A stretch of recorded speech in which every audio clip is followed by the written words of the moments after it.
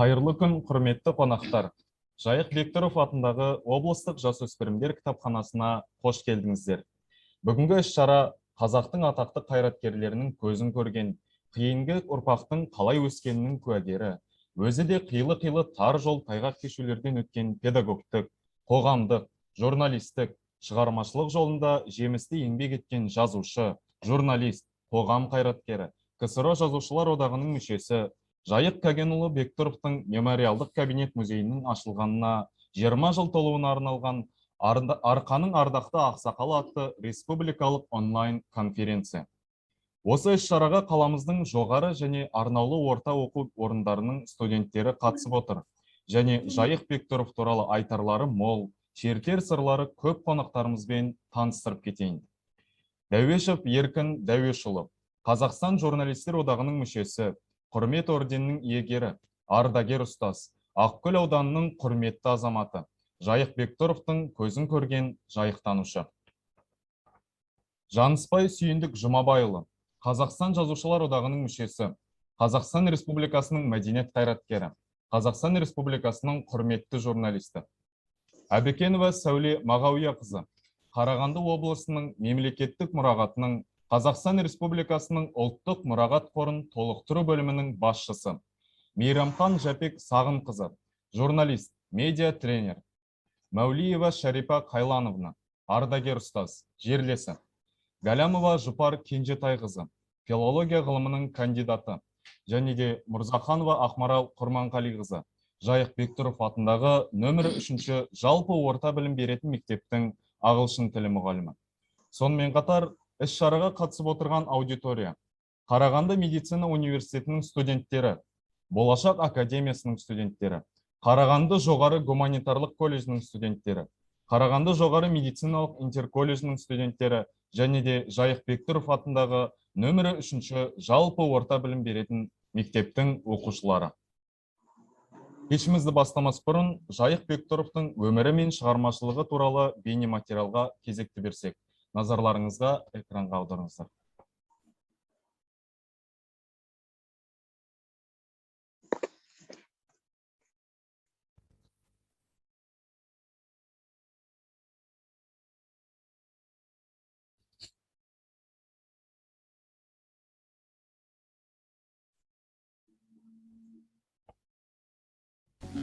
Жайық Кәгенұлы Бектұров қазақ әдебиетінің зиялы ақсақалдарының бірі.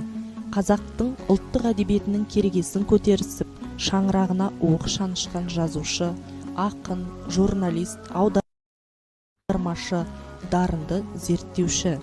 Қазақ әдебиетіне, мәдениетіне сіңірген орасан зор еңбегін бағалай отырып, 2001 жылы Қарағанды облыстық жасөспірімдер кітапханасына Жайық Бектұровтың есімі берілді. Көп кешікпей Жайық Бектұров атындағы кабинет мұражайы ашылды. Жайық Бектұровтың мемориалдық кабинет мұражайы 2 залдан және қызмет бөлмесінен тұрады. Кабинет мұражайының бірінші залында жазушының көзі тірісіндегі пайдаланған заттары мен киімдері, бағалы да құнды қолжазбалары, әртүрлі кездесулер барысындағы кәде сыйлары, әр жылдағы дипломдар мен құттықтау грамоталары, партия билеттері, төс белгілері орналастырылған. Жайық Кәгенұлының әдебиеттен бөлек қоғамға сіңірген еңбегі өлшеусіз. Оны жазушының жеке архивіндегі суреттерден ақ аңғаруға болады. Мұражайдағы әр жәдігер келушілердің назарынан тыс қалған емес, себебі мұндағы әр затта жазушының қолтаңбасы қалған. Әсіресе мұражайға келушілерді жазушының жазу машинкасы, теледидар, радиоқабылдағыш сияқты көненің көзіндей болған заттары таң қалдырмай қоймайды. Экспозиция залындағы құнды дүниелерінің бірі жазушы қолжазбалары. Қолжазбалар арасында қаламгердің жарық көрмеген еңбектері де сақталған. Өмірінің соңғы 40 жылын Қарағанды қаласында өткізген, тозақтан да қасқайып тік өткен рухты қаламгердің нағыз құнды бағалы жәдігерлерін мұражай кабинетіндегі оқу залында кездестіресіз. Мұнда жазушының өмір бойғы рухани азығына айналған 4500 кітап қоры бар. Оның 500-і қазақ тілінде. Жайық Бектұровтың кітап коллекциясы өте құнды және сирек кездесетін кітаптарымен ерекшеленеді. Айталық, 1947 жылға дейінгі шыққан кітаптар, аз тиражды болып шыққан кітаптар, соғыс кезінде шыққан кітаптар, миниатюралық кітаптар және Жайық Бектұровқа сыйға берілген кітаптар. Қаламгер өмір бойы газет мақаласының қиындыларын жинап сақтаған. Бүгінде аталмыш газет мақаласының қиындылары музей қызметкерлерінің қажырлы еңбегінің арқасында ретке келтіріліп, 200-ге жуық тақырыптық папкалар жасалыпты. Бұл папкалар оқырмандарға реферат, диплом немесе ғылыми жұмыс жасау барысында таптырмас дерек көзі. Саяси қудалау мен жазалау дәуірінің ауыр кезеңінде қазақтың бетке шығар қаймағы оқыған зиялы азаматтарының көпшілігі сталиндік қуғын-сүргіннің құрбаны болды. Бүкіл елге келген 37-нің зауалына Жәкең де ілігіп, Мағжан, Сәкен, Ілияс, Бейімбеттер секілді ол да тас еденде азап шегеді. 1942 жылы мамыр айында Жайық Бектұров қамауға алынып, КСРО НКВД-сінің айрықша кеңесінің шешімімен РСФСР қылмыстық істер кодексінің 58-ші бабымен сырттай 10 жылға кесіліп, солтүстік Оралға Ивделлаг лагеріне жер аударылады. 1947 жылы ақталып, аман-есен елге оралады. Қазақстанның қоғамдық саяси өміріне белсене араласқан, туған халқының өткен-кеткеннен мейлінше хабардар Жәкең, қоғам және мемлекет қайраткерлері, жазушылар мен ақындардың талайын көрген, бір қатарымен дос болған. Сәкен, Ілияс, Бейімбеттермен кездескен.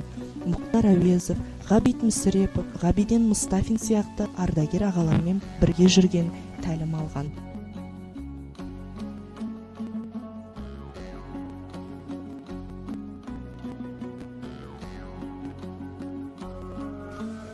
Жайық Бектұровты Алаштың азаматтарын елімен қайта қауыштырған.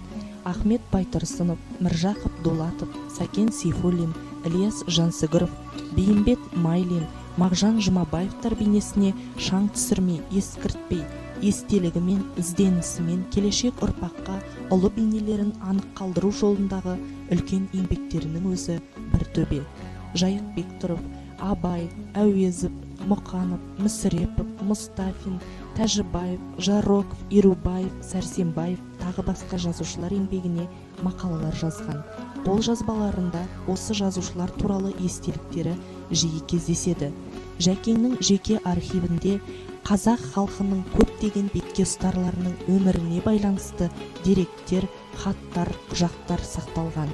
Сталиндік зұлматтың көп азабын бастан кешкен Жайық Бектұров өзінің таңба романында шыншылдық пен жан-жақты әрі жалпы қазақ елінің сол кездегі саяси, әлеуметтік, экономикалық деңгейін көрсеткен.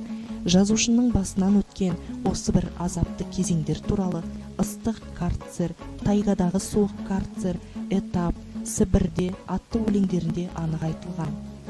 Жайық Кагенұлының артында қалдырған мұрасы өлмейтін іс, өшпейтін із.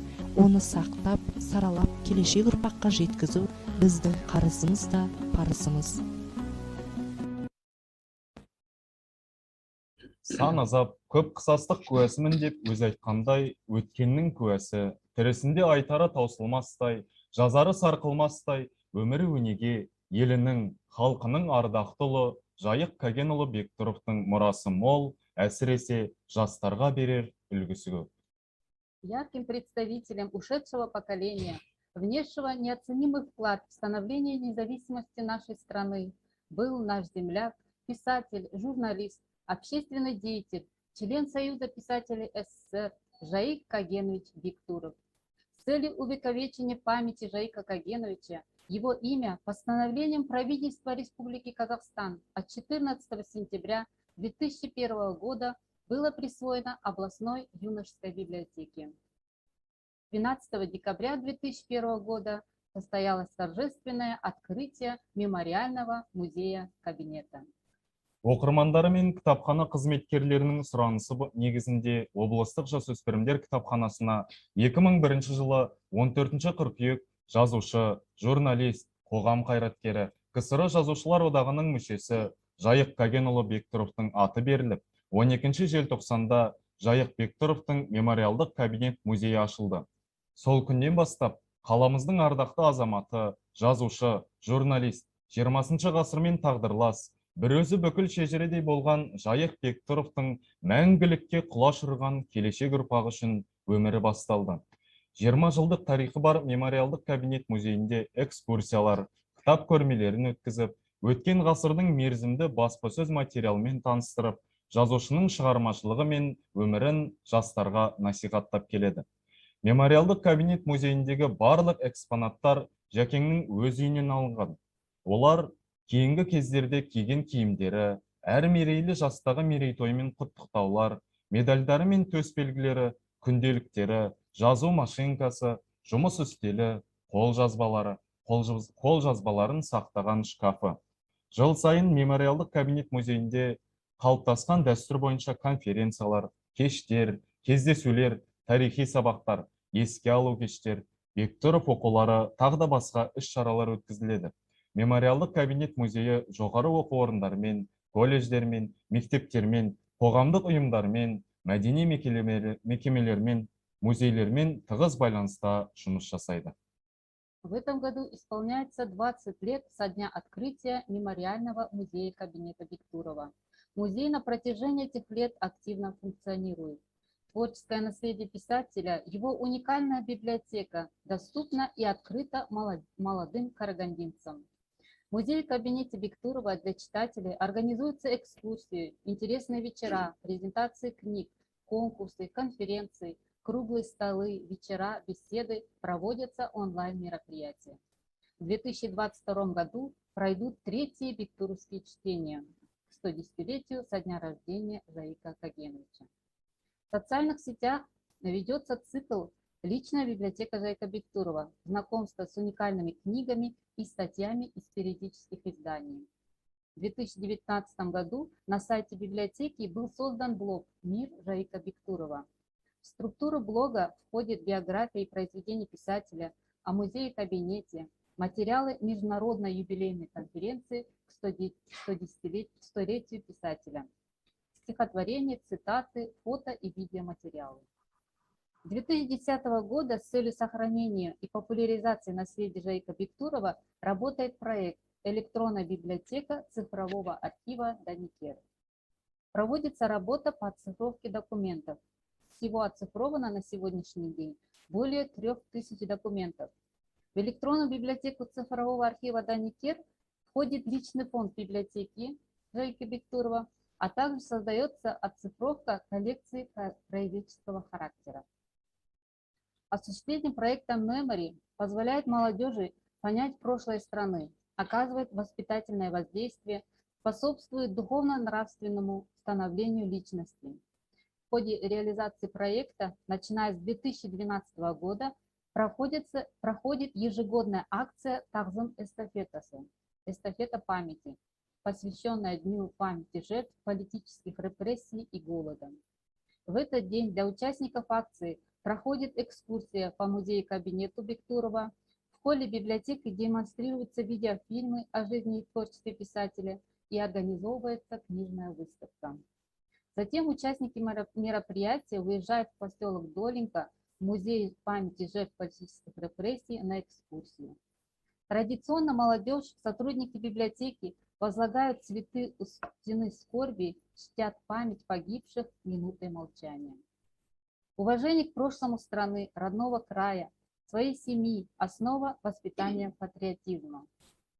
В этой связи деятельность библиотеки традиционно направлена на формирование духовного облика юных казахстанцев. С 2021 года мы работаем по проекту «Тарих Туга Тагдыр» по патриотическому воспитанию молодежи. В рамках проекта проводятся мероприятия знаменательным и юбилейным датам писателей, поэтов, общественных деятелей и исторических личностей нашего края и Казахстана. Также в рамках проекта музей подготавливает рекомендательные пособия «Спаситель мой Абай» к 175-летию Абая Кунанбаева, «Мир Заика Бектурова». Традиционно выпускается литературный альманах «Азамат Рухани Кыш Куатын Касреты». Сейчас готовится 3-й выпуск.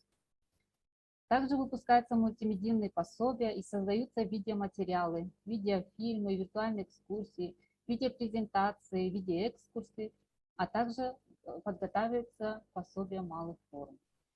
Идет активное сотрудничество с учреждениями культуры, музеями, архивами республики и стран СНГ, вузами, колледжами, школами, общественными организациями Карагандинской области. Жайық Кәгенұлы Бектұровтың аруағының алдында бас иіп, конференциямызға арнайы ардақты ағаларымыз, үзеңгілес достары, шәкірттері, жерлестері қатысып отыр. Нұрсұлтан қаласынан арнайы келіп отырған қонағымыз нақтырақ айтқанда, ел үшін езгіні көріп, еңсесі түспеген, халқы үшін қамауда болып, қары сынбаған ағамыздың атын Ақкөл жұртына таныстырған Жайық Кәгенұлы Бектұровтың есімін жас ұрпақ санасында қалдыру мақсатында оның туған айы қазан айы әр жыл сайын Жайық Бектұров айы деп жариялап, мәдени-патриоттық шаралар өткізуді дәстүрге айналдырған Қазақстан журналистер одағының мүшесі, құрмет орденінің иегері, ардагер ұстаз, Ақкөл ауданының құрметті азаматы, Жәкеңнің көзін көрген жайықтанушы Еркін Дәуешұлы Дәуешев ортамызда. Жәкеңнің туып өскен елі туралы тақырыбындағы баяндама. Еркін Дәуешұлы сөз кезегі. Конференция қатысушылар, мен сол Жайық Кәгенұлы Бектұровтың елінен келіп отырмын. Елінен келіп отырмын деген себебім, сол кісі туып өскен ауылда мен де туып өстім. Бірақ ешқандай туыстық қатынасымыз жоқ. Ұруымыз ол кісі Керей болатын болса, мен Арғынға жатамын.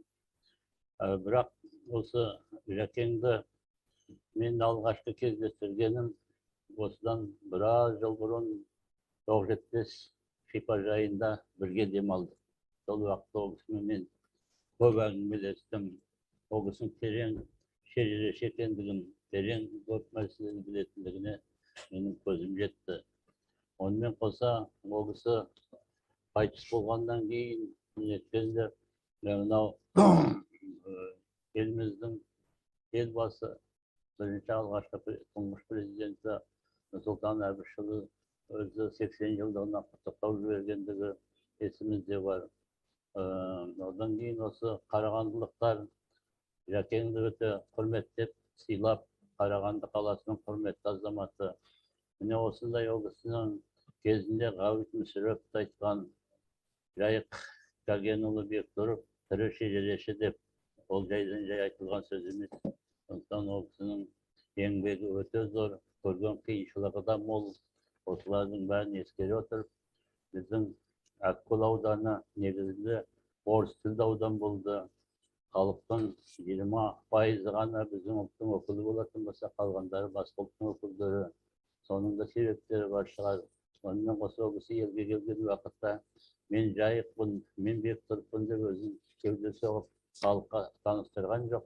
Тек қана жабайы келіп, жабайы ғана кетіп жүрді.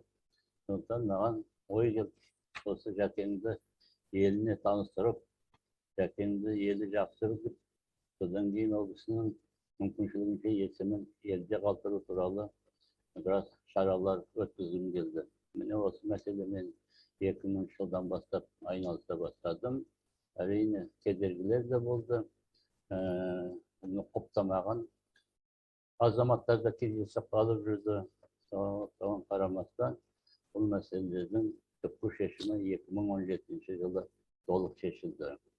Ең бірінші 2006 жылы ол кісінің есімі Ақкөл қаласының орталығындағы бір көшеге есімі берілді. Ол көшеде қазір баннер орнатып қойдық, және тақтайшалары бар барлығы. Және сол көшенің тұрғындары менен сол Ақкөлдің белді азаматтары жұмыс жүргізіп, Жәкеңнің кім екендігін таныстырып жүрді. Одан кейін ол кісінің есімі сақталу үшін және жасөспірімдерге үлгілі болу үшін ол біз сол Ақкөл қаласының орталығында бүгінгі ірі мектептердің бірі Қазақ орта мектебі бар. Сол Қазақ орта мектебіне премьер-министрдің қолы қойылған қаулы шықты. Сол кісіге есімі берілді. Бұл облысы әрине лайықты, оны ешкім де басқаша айтуға мүмкін емес. жаңа жүргізуші айтып өткендей, жылда біз осы қазан айын жайық бектұровтың айы деп есептеп, мектептерде, мәдениет ошақтарында көптеген шаралар, әртүрлі шаралар өткізіліп жатады. Сондықтан мен толық сенімдімін, біздің ақкөлдіктер, Ақмола облысы жақсы біледі, өйткені сол облыстық, аудандық газеттерде облыс туралы көптеген материалдар шықты. Жәкеңді еске алуды белгілі бір мезгілдерде өткізіп жүрміз. Облысының 105 жылдығы болған уақытта Ақкөл ауданының орталығында үлкен осы сияқты дөңгелек үстел өткіздік. Бұл дөңгелек үстелге белгілі азаматтар қатысты. Сіздердің жерлестеріңіз ғалым Жайлыбай ақын, Бақытқали Мұсабеков, Әбдіжапар Абдакимов, тағы басқа азаматтар қатысып, олар да өз ойларын ортаға салды. Одан кейін осы облысының қайтыс болғанының 20 жылдығына еске алып, туған ауылы, сол Амангелді ауылында Құран бағыштап ас бергіздік. Енді осындай бір белгілі шаралар өткізіп жатырмыз. Ақкөлдіктер сіздерге, қарағандылықтарға өте риза. Оны мен бір-екі мақаламызда жаздым. Соңғы уақытта Қарағанды газетінде шықты, Орталық Қазақстан газетінде. Өйткені мен осында 30 жылдығына да қатыстым. Облысының әртүрлі шараларға өткізіп жатқан кітапханада шақырып отырады. Соған келуге тырысамын, қатысуға тырысамын. Өйткені Жәкеңнің еңбегі өте зор, олардың әр уақытта бағалауымыз керек. Жаңа айтылып жатқан уақытта көп шаралар өткізіп жатқан көрінеді, әрине ол өте жақсы. Кітапхана деген ол енді білімнің ордасы болады. Сондықтан мінекей кітапханаға Жәкеңнің атындағы кітапхананың ашылғанына 20 жыл толып отырса, бір жағынан алып қарағанда әжептәуір уақыт болатын болса, екінші жағынан алып қарағанда онша көп уақыт емес. Сондықтан келешекте де бұл кітапхана сол Жайық ағамыздың, біздің жерлесіміздің еңбегін әлі де бағалап, әлі де біраз көп жұмыстар жүргізеді деген ойдамын. Сондықтан мен тағы да қайталап айтамын, сіздерге бәріңізге де рахмет. Енді солардың бәрін жинақтай келе, мынандай жаны жайсаң Жайық аға деген кітап құрастырып шығардым. Мұнда біраз материалдар бар. Қарағандылық сәулетінің мақаласы бар, көрген шығар. Басқалардың материалдары орналастырылған, фотосуреттер деген сияқты. Бүгін Жайық Бектұров кітапханасының 20 жылдығына 40 кітап әкелдім. Осындай. Соны енді осы кітапхана өздері бір-тебір тақырын таратады.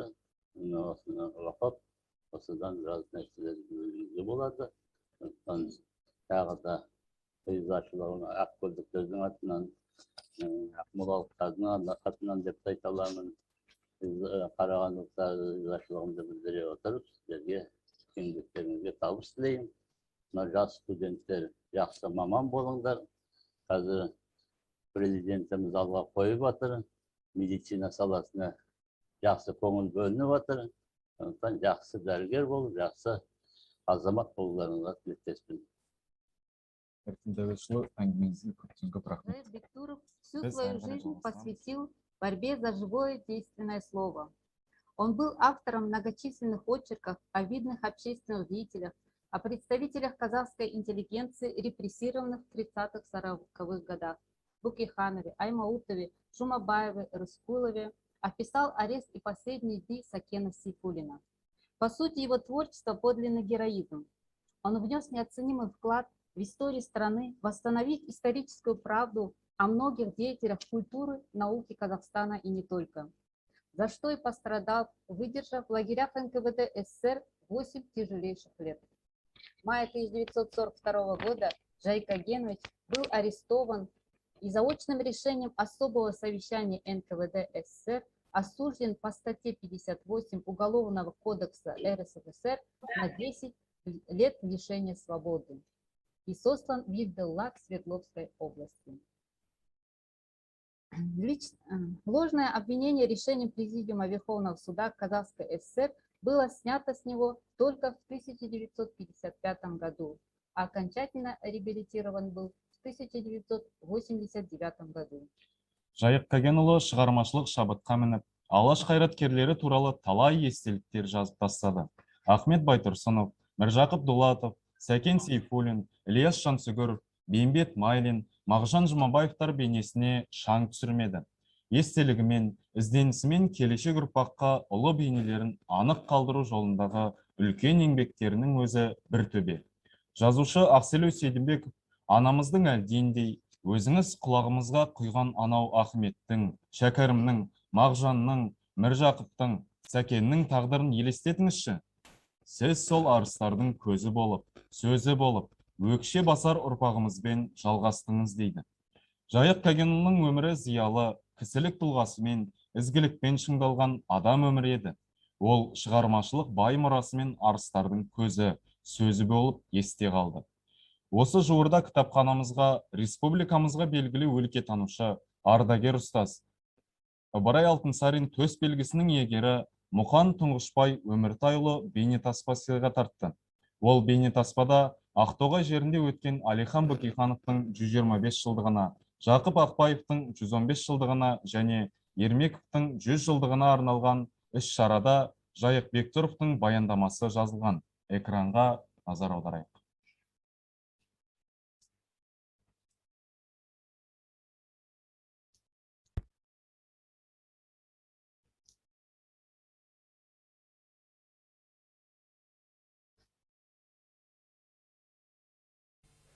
Әлекеңнің шешендігі туралы бір орысша анекдотты қазақша не дейді?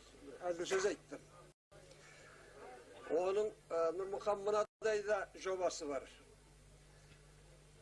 Ленинге баяндамасауға мен енді Әлекеңе жақын болдым, баласы отыр ғой, көп жыл.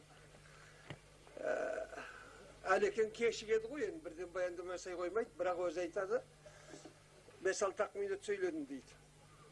Троцкийде отырды дейді, Крестинскийде отырды дейді. Сонда ақаң айтты деген сөз, әлгі сөздің түпнұсқасы бола ма? Апырмай, менді жоқтайды ғой, Әлімхан неге кешігіп жатыр деп. Баяндамасы бар десе, апырмай, ол янтор мықты екен, біздің Әлімханмен 4 сағат сөйлесуге жараған деп айтты. Содан шыққан сөз әлгі. Ал Әлекеңнің шешендігінде сөз жоқ. Мен енді бұл елге әрі қонақпын, бірақ мақтанып айтайын. Осы үш Әлекең деп, осыдан 3-4 жыл бұрын Қарағанды газетіне Алматтан бұрын 10 шақты нөмірге өшіріп бастырған мұна мен. Оны мұна Тұрсынбек профессор өзі 2 рет газетке Жас Алашқа да жазды, Орталық Қазақстанға да жазды. Сосын Әлекеңдердің жоғын жоқтап жүрген адам мен. Бірақ кейде сол жоғын жоқтаған адамдар кішкене көлеңкеде қалады, бірақ іштеген оған өкпем жоқ. Мына сурет қазір жұрттың бәрінің қолындағы осыны мен Выборгский процесс деген кітаптың 8-ші жылы шыққаннан алдырдым. 1-ші думаның барлық депутаттары патша сот жасағанда бәрінің суреті бар екен. Соның бәрі қол қойған екен, бастығы Муромцев. Муромцев өлгенде Лениннің жазған үлкен мақалалары бар, үлкен адам, МГУ-дің ректоры болған кісі. Соны Әлекеңнің мынау қол қойған факсимил бетін көшіріп алдым. Мына балаларында бұл қол жоқ сияқты. Жаңа әкім айтып отыр. Біз әдетті бір тойға келгенде жаман үйреніп қалғанбыз, бірдеңе сыйлық алып қайтамыз. Ол кісі келгендерден сыйлық сұрап отыр. Сол сыйлық ретінде Әлекеңнің музейіне мына Әлекеңнің өзінің қолы бар мынада. Сосын Әлекең туралы, үлкен Әлекең туралы өзім қатты операцияда жатып, 89 жылы индустриалный Қарағандыда Әлекең сол суретімен өзім жаман орысшаменен, мағауи біледі ғой дейм, жаман орысшамен бір паласа мақаланы осы шамасымен Алматыдан бұрынырақ бастым ба деген ойым бар. Ал енді мұнда Әлекеңнің абай өлгөндөгү некрологун жарыяладым. Жолдастар бірер сөз қалып қойды. Абайдың бай болғандығын, мықты болғандығын әлекең бір ауыз сөзбен айтыпты. Люди объезжали его табуны дейді. Үйі түгіл, малынан алыстан өтеді екен депті. Сосын, Тұрсынбек, өзіңі баяғына бір үйде көрсеттің ғой деймін. Әлекең бұл некрологты абай өлісімен жазса керек, бірақ орысша 7-ші жылы, ол кезде күнделікті газет жоқ шығарған. Сонда аяғында мынадай қорытынды берген ғой. Стихи этого степного поэта дейді, киргизский дейді, қазақ деген сөз ғой. Лето, осень, зима, весна делает честь великим поэтам Европы деп бітірген ғой. Сол кезде абайды Европаның Гёте гейнелеріне теңеп тастаған. Мұхаңның әруағы бізді сөкпес, Мұхтардың. Бірақ Мұхаң жазған биографияның барлық мәліметі осы Әлихан Мұхаммед жазған мына немерелер отыр ғой, профессорлермен өтірік демесін, өтірікшінің куәсі қасында болады. Осының бар осында жазулы тұр. Тек жазулы емес, абайдың балаларын оқытысуға, түменде түсіруге, абайдың 9-шы жылғы алғашқы кітабын басқарып шығарған барлығы Әлекең. Ал енді жаңа біздің Қали Жуасовшы айтып жатыр ғой. Әлихандай Шоқан мысалы Санкт-Петербургтың ректоры Бекетовпен жақын болса, Емгеудің ректоры Муромовпен тізе қосып отырған біздің Әлихан болған. Оның үстіне патшаның алдында Сәбиттің айтуынша Александр Первийда, Второйда Шоқан болды ма болмады ма, біздің Сәбит ағамыз қиялшылдап адам болғызып жазады ғой. Ал Николайдың алдында Әлихан болды 7-ші жылы.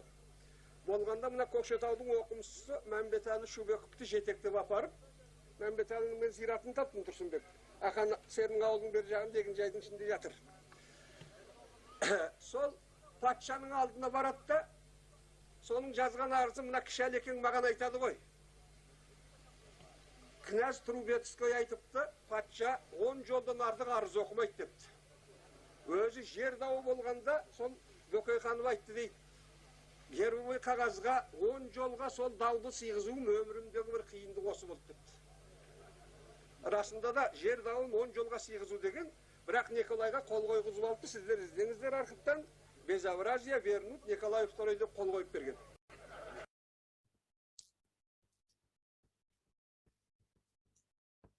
Ендігі сөз кезегін Нұрсұлтан қаласынан қосылып отырған журналист, медиа тренер Жәпек Мейрамхан Сағын қызына беріледі.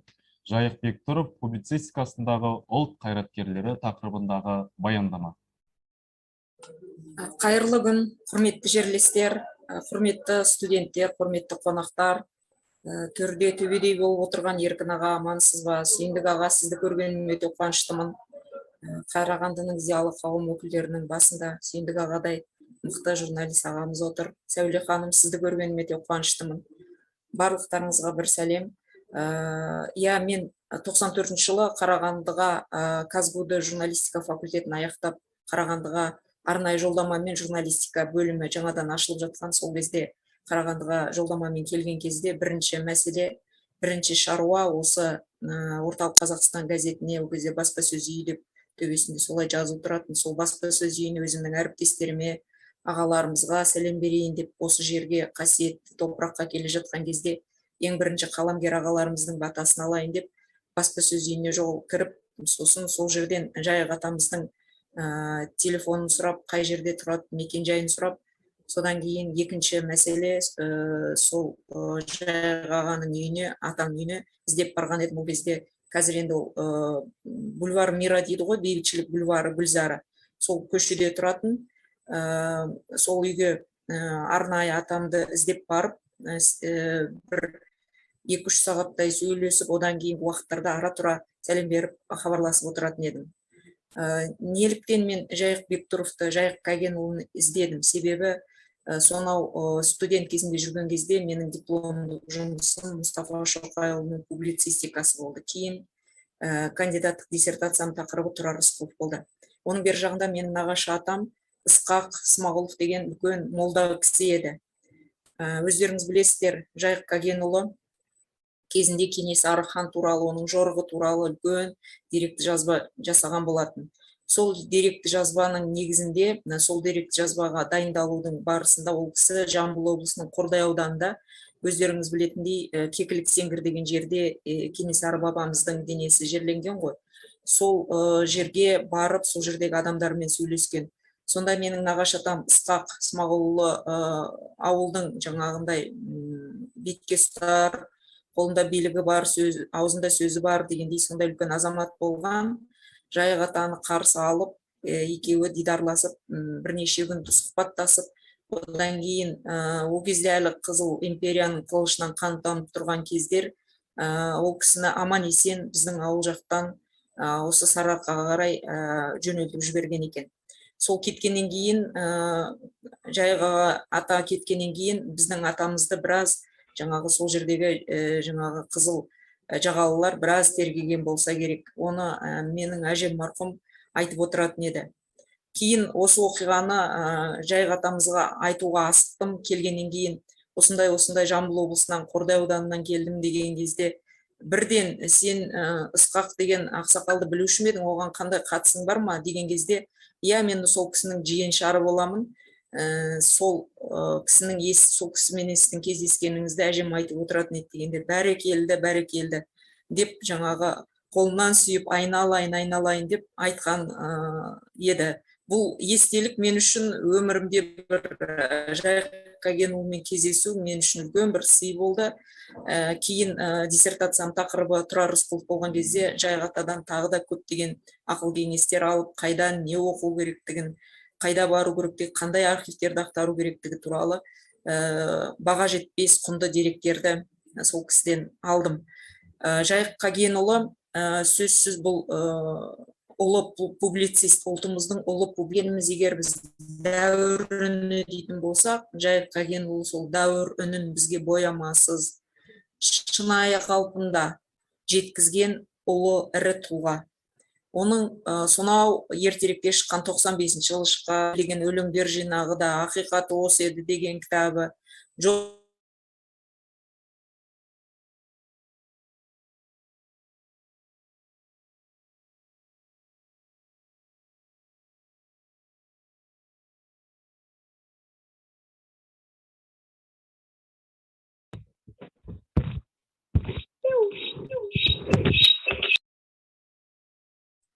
Енеден ерте айырылған төл секілді деген кітаптарында Жайық Қагенұлы ұлтымыздың мақтаныштары, ұлы тұлғаларды, сонымен қатар қазақ ұлтына пайда келтірген басқа ұлттың, мысалы Потанин туралы, Достоевский туралы үлкен құнды деректерді береді. Сол деректердің көпшілігін біздің қазіргі ғалымдар жасыратын ештеңесі жоқ, әлі де толықтай игеріп, ғылыми айналысқа түсіре алмай отыр. Сонау 2008-2009 жылдары мен Мәскеуде Ресейдің мемлекеттік архивінде құжаттарды ақтарып отырған кезде Жайық атамыздың айтқан деректерінің шынайылығына, олардың дәл-мәдәл екеніне көзімді жеткіздім. Правда Востока деген журнал болған сол уақыттарда. Сол Правда Востока деген журналда жаңағы Павлович деген үлкен ірі шығыстанушы ғалым қайтыс болған кезде, соның табытының бір жағында жаңағы Нәзір Төлеуқұлов, екінші жағында Тұрар Рысқұлов ұстап, көмектесіп алып жүріп еді деген сөзді естігемін. Кейін сол Правда Востока деген журналда тура сол суретті фотосы деген шығармалар жинағында, жаңағы кітабында, сонау 2002 жылы шыққан кітапта Жайық Қагенұлы, Бектұров, Тұрар Рысқұловтың, Әлихан Бөкейхан екеуінің арасындағы байланысын, бұл екеуі де ұлы тұлға екенін, екеуінің ортасында ешқандай да сына қағуға болмайтындығын, бұл жерде қазақ деген халық егер руға, жүзге бөлінбей, жаңа Еркін ағамыз айтып отыр ғой, ол кісінің руы керей, мен арғын болсам да ешқандай туыстығым жоқ, бірақ біз осы бағытта көптеген зерттеулер жүргіздік деп. Міне, Еркін ағаның сөзі басқаларға үлгі болу керек. Біз бұл жерде жаңағындай руға, жүзге байланысты ғана тұлғаларды қарамау керекпіз. Біз жалпы қазақ деп, әр қазақ менің жалғызым дегендей ұранменен, сондай ұстанымменен жүріп, сол бағытта жұмыстар жүргізетін болсақ, жұмыстар атқаратын болсақ, онда біздің сөзсіз ұлттық мұраға, мәдени мұраға керемет үлкен үлес қосқан болар едік. Яғни осы енеден ерте туған төл секілді, ерте қалған төл секілді деген кітапта Жайық Кәгенұлы Әлихан Бөкейхан жаңағы үйқамақта отырған кезде оның жанына ешкім жақындай алмап еді. Сол кезде Нығмет Нұрмақов пенен жаңағы Тұрар Рысқұлов Жайық Кәгенұлын қолтықтап үйінен алып шыққан болатын. Анау оның күйеу баласы Смағұл Садуақасов опат болады ғой. Мәскеуде оқып жүрген кезде газдан уланып, сол кезде ешкім жаңағы Әлиханның жанына маңайлай алмайған кезде Нығмет Нұрмақов бір жағынан, екінші жағынан Тұрар Рысқұлов қолтықтап далаға алып шығып еді деген жаңағы естеліктер бар еді.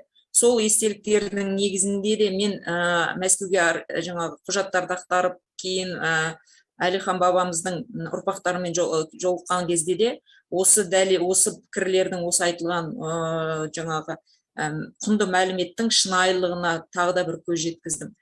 Жайық Кәгенұлы Бектұров өзінің публицистикасында мына ұлтымыздың ұлы тұлғаларын әрқайсысына бір керемет үлкен биікке шыңға көтереді. Әлиханның Абайды тұңғыш рет жаңағындай іздеп тауып, оның библиографиясын жасауға, ең алғашқы өмірбаян жазуға керемет үлес қосты дей келе, сонымен бірге Сатылған Сабатаев деген қазақ тіліне, орыс тіліне Абайдың шығармаларын орыс тіліне аударған аудармашылардың бірі еді деп, ол кісі туралы да айтып кетеді. Әрине біз ірі тұлғаларды айтқанмен арасында кішігірім тұлғалар да бар. Мынау Жайық Кәгенұлы Бектұровтың публицистикасы бізге сол кішкентай аты бір рет қана айтылған тұлғалардың өзін кәдімгідей қазір жаңағы топырақтық білім деген инеменен құдық қазғандай деген сияқты, соны адамдарды іздеу арқылы, библиографиясын жасау арқылы сол кісілердің уақыт кеңістіктің ішінде ол кісілердің ұлтқа, елге, жерге келтірген пайдасын, олардың атқарған жұмыстарын аршып көруге болады. Бізге Жайық Кәгенұлының публицистикасы энциклопедиялық керемет білім береді. Сонымен бірге тек қана Әлихан Бөкейхан, Мағжан Жұмабаев, Сәкен Сейфуллин ғана емес, Әлімхан Ермековтер, одан кейін Сәбит Мұқанов туралы да, одан кейін Тұрар туралы да, Ыбырай мен Шоқан туралы, Потанин туралы, Достоевский туралы, бертінгі Саттар Ерубаев туралы. Енді Саттар Ерубаев ол кісінің замандасы болды. Сондықтан да осы бертінгі сол Саттар Ерубаев туралы да жазбалары, публицистикалық жазбалары өте құнды. Менің бір қуанатыным, риза болатыным, мысалы кейбір тұлғаларды мерейтой болатын кезде екі ай қалған кезде шағар құрып іздей бастайды ғой. Ал енді Жайық Кәгенұлы ғалымның хат өлмес дегендей, Жайық Кәгенұлы көзі өтіп кетсе де оның мұраларын жоқтап, іздеп, ылғи ол кісінің жаңағындай естеліктерін жаңғыртып отыратын Жайық Кәгенұлы Бектұров атындағы кітапхана бар, кітапхананың қызметкерлері бар, оның көз көргендері бар. Және осы келесі жылы, ұмытпасам, Жайық Кәгенұлының туғанына 110 жыл болады. Сол 110 жылдықтың алдында кітапхана тағы да осы Жайық Кәгенұлының шығармашылығына, оны еске алуға үлкен іс атқарып отыр. Әрине, ұзақ айтуға болады, әрбір кітабында әрбір тұлға туралы үлкен көлемде мәлімет айтуға болады, уақыт тар, бірақ дегенмен де осының мына баяндамамды жазбаша түрінде сіздерге салып жіберемін. Алдағы уақытта тағы да іс-сапарлар болса, кітапханаға бару мүмкіндігі болса, Қарағандыға барған кезде тағы да бір құнды мәліметтермен сіздермен бөліссем деймін. Назар қойып тыңдағандарыңызға рахмет. Барлықтарыңызға дұғай сәлем айтамын.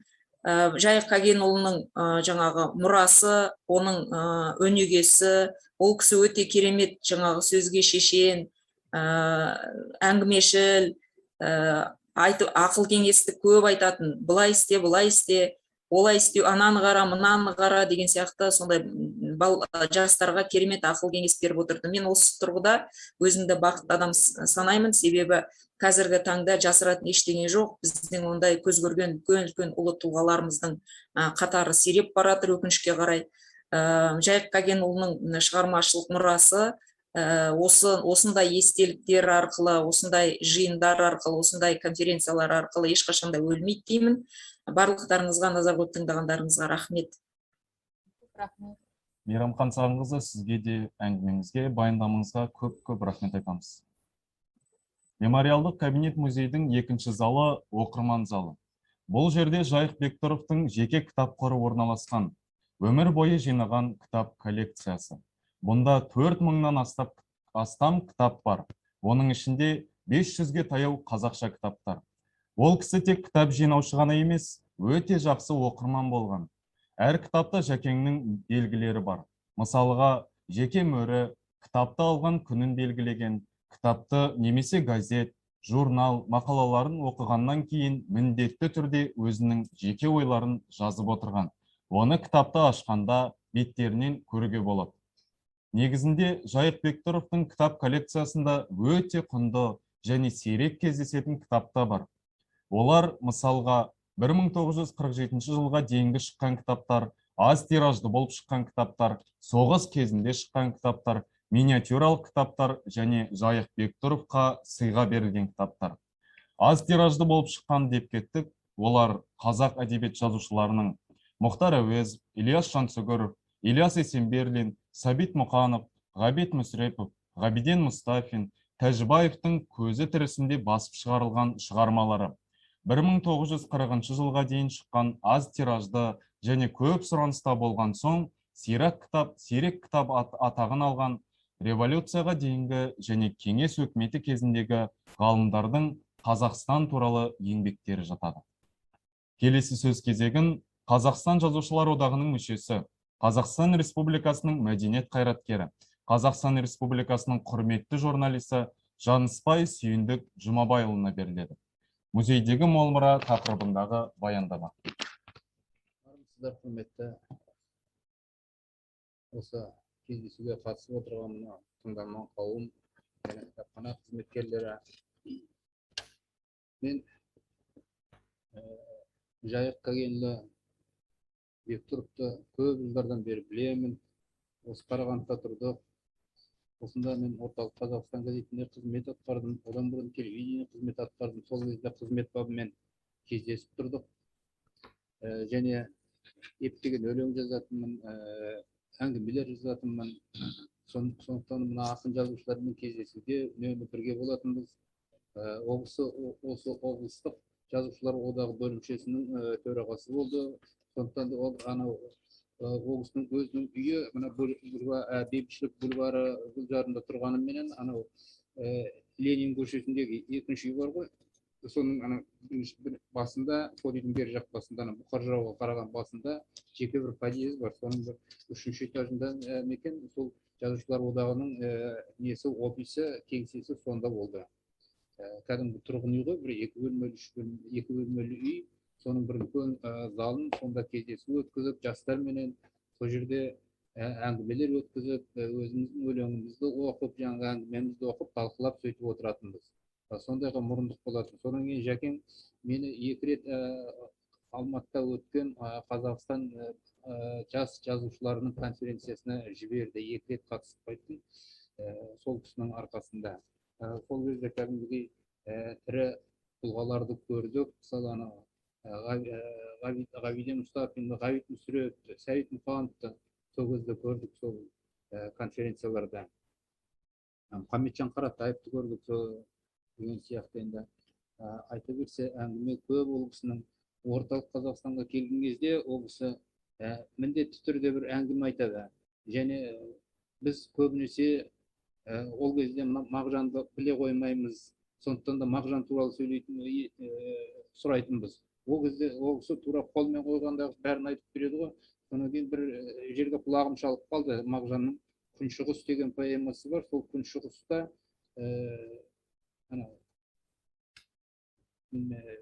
Күншығыс деп Азияны алады да, сол Азия менен Европаны шендестіретін сияқты болу керек. Сол поэмасы үшін ұсталып кетіпті деген сияқты сөзді естіп, бір күні сұрадым мен сол. Жәке, осы қалай болады Күншығыс поэмасы? Жоқ деп сөйдеді. Күншығыс деген поэма жазған жоқ ол. Ол Күншығыс деген өлең жазған деп, жаңағы 3 шумақ өлең екен, 3 шумақ өлең сол жерде жатқа айтып берді маған. Қараңыздар, қандай памяттара есте сақтау қабілеттілігінің кереметтілігі ол кісінің. Сосын қандай да болмасына Темір Жүргенов туралы сұрап едім, ол кісі туралы да жақсы деректер айтып берді. Содан кейін Тәштитов деген комсомол қызметкері болыпты. Сосын мына телевидение істеп жүрген кезде сол кезде кім Жәнібек Карбозин ұмытып қалдым. Жоқ, сол үлкен кісі. Сол кісі айтатын осы Жәнібек әкіммен жаңағы Тәштитовпен бірге қызмет атқардым. Тура бойы да түрі де бәрі тура саған келетін, сен Тәштитовқа ұқсайсың деп. Сосын кейіннен сол Жәкеңнен сұрадым ғой, Тәштитов деген кім деп. Жоқ, ол комсомолда істеген жоқ. Ол бәлен жерде істеді, бәлен крайкомның бәлен жерінде, бәлен кабинетінде отырды деп соған дейін айтып берді ол кісі. Мінекей сондай есте сақтау қабілетінің үлкендігі. Содан кейін ол кісінің үйінде де мен жиі болатынмын. Ол кісінің өзінің бір кабинеті болды.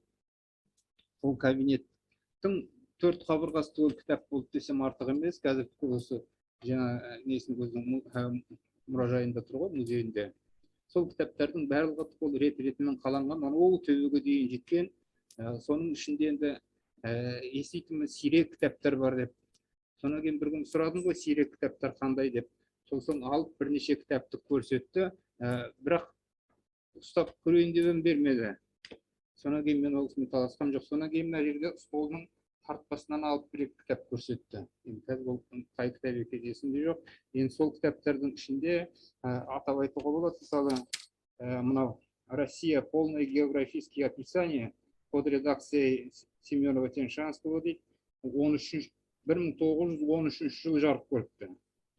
Одан кейін описание Западной Сибири Ипполита Завалишина бұл да 1862 жылы жарық көрген. 19 ғасырда. Қараңыздаршы қандай.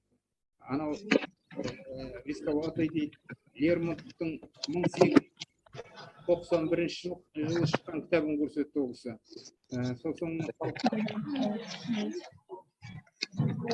Соның барлығы қызық, соларды көргім келді. Мысалы, Қалмақан Әбдіқадыровтың Амантай деген кітабы балаларға арналған, балалар кітапханасы сериямен жарыққа шыққан екен.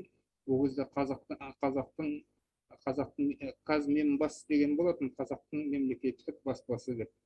Сол Алматыда 1945 жылы жарыққа шыққан. Сол сияқты осы 45 жылы Асқар Тоқмағамбеттің таңдамалы шығармалары жарық көріпті. Соның бәрін сақтаған ғой. Қараңыздаршы, 100 жылдан 150 жылдай болып кеткен кітап. Одан кейін Фирдоусидің өте сирек кітап, мынау Фирдоусидің СССР ғылым академиясының баспасынан жарық көріпті 1934 жылы Ленинградта. Мінекей осы сияқты сирек кітаптар, егер көретін болсаңыздар, жаңағы сирек кітаптары, жаңағы соғыс жылдары жарық көрген кітаптар, 30 жылдары жарық көрген кітаптар жаңа осы жерде жіктеп айтылып кетті ғой. Бәрі сол Жәкеңнің кітапханасында сақталған. Ол кісі сол кітапқа өте мұқият болды, және өте кітап жағына өте сараң болды. Ол кісіден кітап алу деген өте қиын нәрсе болатын. Ол кісі өмірі өзінің үйінен кітап бермейтін. Оқимын десең, осы жерге отырып оқу, осы жерден жазып ал, көшіріп ал керегін деп үйден шығаруға кітап бермеген өмірі. Мен өзімде сұрадым, бір кітаптарды қолдануға қажет болған жоқ. Оған ренжіме деп сөйдеді ол кісі. Міне, сол жалпы айтқанда ол кісі айтып кеттім ғой, өзінің есте сақтау қабілеті өте жақсы кісі болды. Қай уақытта, қай жерде болған оқиға болса, тура дәл соның сағатына дейін түгел тәптіштеп дұрыс айтып беретін. Енді ол кісінің жаңағы сотталғанына келетін болсақ, онда жаңағы үштіктің үкімімен сотталған ғой, сырттай сотталған дейді, сол жерге ұстап әкеткен. Ол кісі жаңағы 58-ші статья дейді, басқа ештеңе жоқ, не үшін сотталғанда көрінген нәрсені сұрайды. Сен әлгі Совет үкіметіне қарсың ба? Сен бәлен Совет үкіметіне қарсы үгіт насихат жүргіздің ба? Бәлен түген жоқ, онда ештеңе жоқ. Ол кісінің мойнына қойылған жаңағы кінәлардың барлығын ешқайсысында бұл кісі мойындамаған ғой өмірі. Мойындайтын да ештеңе жоқ. Шын мәнінде ол кісі Совет үкіметіне қарсы жүргізген жұмысы жоқ, ештеңесі жоқ. Нақақтан нақақ біреулердің айтқанынан енді сол соны әйтеуір ұстап әкету керек болды. Ол кезде қазір оқып жүрмін кейбір деректерден. Арнаулы жоспар беріледі екен ғой. Бәлен адам ұсталу керек, бәлен адам қамалу керек. Оларға бәлен жұмыс көлемі беріледі екен, соларды тегін атқарту керек. Міне мақсат сол болған, соны орындау үшін оның ішінде қазақтың бетке ұстар қаймақтары дейміз ғой. Сондай белгілі адамдардың бәрін ұстап, солардың көзін құрту мақсат болған ғой сонда. Сөйтіп сондай мақсатпен ұсталып кеткен, ешқандай кінәсіз жоқ адамның. Сөйтіп Ивделдатта бәленбай жыл отырып қайтып келген. Және ол кісінің әлгі не туралы сұраймыз кейде. Бір неге Қазақстанның Простор деген журналға шықты.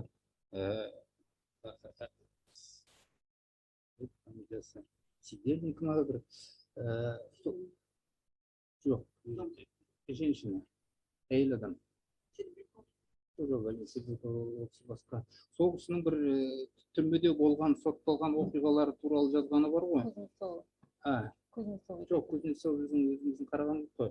Алматылық бір жазушы сол лагерлер туралы жазады. Лагерде болған отырғандағысы деп. Содан кейін айттым ғой, сол кісі жазыпты деп оқыдым деді. Бірақ бетін ғана жазыпты қалып. Ол кісі тереңдеп жазбаған ештеңені деп сөйтіп. Содан кейін карцерде отырыпты бәлентімен десем, жоқ, ол кісінің айтқаны жай бер жағы ғой. Карцер деген нәрсе олай болмайды деп тұрып карцер туралы көп әңгіме айтып бердім. Оның қалай не ыстық карцер болатын, оның тастай адам шыдамайды ішінде отырып, қалай адамның шөлдейтінін бәрі.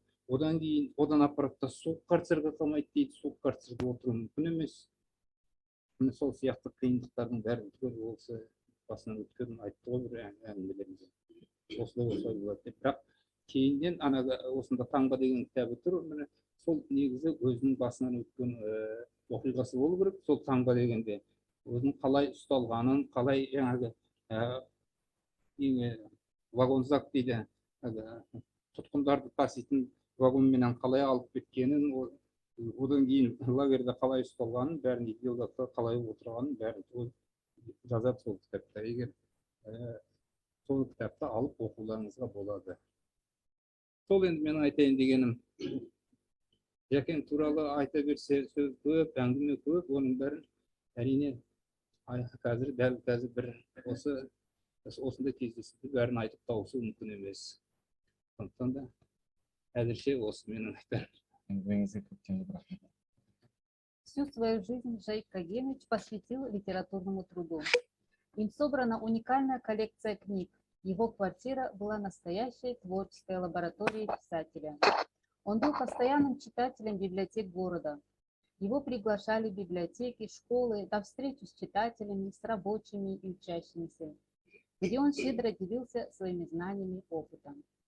Он был активным участником многих литературных объединений и кружков и библиотеках. Учитывая значение личности и большой вклад Жайка Биктурова в развитие литературы, истории, публицистики, Государственный архив Караганинской области включил его в список лиц, документы которых подлежат государственному хранению. После смерти писателя его вдова Жаукен Жахина принимает решение о передаче документов личного архива Жайка Биктурова в областной государственный архив. Сегодня у нас в гостях руководитель отдела комплектования Национального архивного фонда Республики Казахстан, автор многочисленных статей о Жайке Биктурове Абикенова Сауле Магауяновна. Доклад на тему «Личный архивный фонд писателя Жайка Биктурова». Сауле Магауяновна, вам слово. Да, сегодня много было сказано.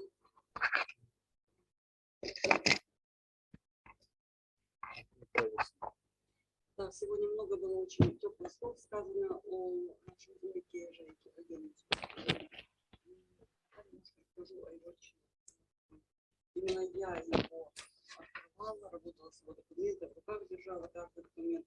В 1999 году этот архив уже поступил к нам, и большая работа была проведена по систематизации документов, потому что там были многочисленные газетные публикации, рукописи, все надо было систематизировать по годам, по видам документов.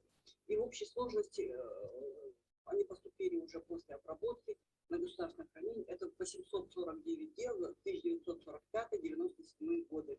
Но в составе фонда архивного прежде всего предпочтение отдавалось документу творческой деятельности. Это его многочисленные стихотворения, очерки, рассказы, повести и знаменитые его, что очень ценно для архивистов и для исследователей, то, что это рукописи и те же машинописные варианты, и имеются авторские пометки, и имеются зачерки, дополнения, имеются автографы самого Бектурова. Зачем, значит, хранятся у нас в личном архивном фонде рукописи, его очерков, как уже фотографии заговорили, от премьеры, поэм Акын мен Арамза, Кандаскен Поштасу и другие. Также многочисленные в описи также находится переписка Бектурова. Это его письма к известным литераторам, поэтам, писателям. Также ему писали люди известные из редакции газет, журналов, из редакции книжных издательств.